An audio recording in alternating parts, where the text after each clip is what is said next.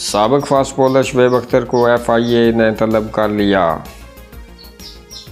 قومی cricket team کے سابق فاسٹ بولر شعیب اختر کو F I A cyber crime wing نے طلب کر لیا۔ قومی کرکٹ ٹیم کے سابق فاسٹ بولر شعیب اختر کو F I A cyber crime wing نے 5 جون کو صبح 11 بجے طلب کر لیا۔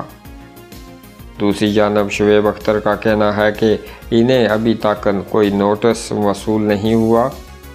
شعیب اختر کو پاکستان کرکٹ بورڈ کی شکایت پر طلب کیا گیا ہے۔ کرکٹ بورڈ کی طرف سے ان کے لیگل سیل نے F I A cyber wing کو تحریری شکایت کی تھی کہ وہ سابق فاسٹ بولر نے سوشل میڈیا پر پی سی بی کے سسٹم کے خلاف بیان بازی کی۔ واضح رہے کہ پی سی بی کے قانونی مشیر تفضل رضوی کا کہنا تھا کہ شعیب اختر نے ان کی شہرت کو نقصان پہنچایا اور کیریئر کو داغدار کرنے کی کوشش کی۔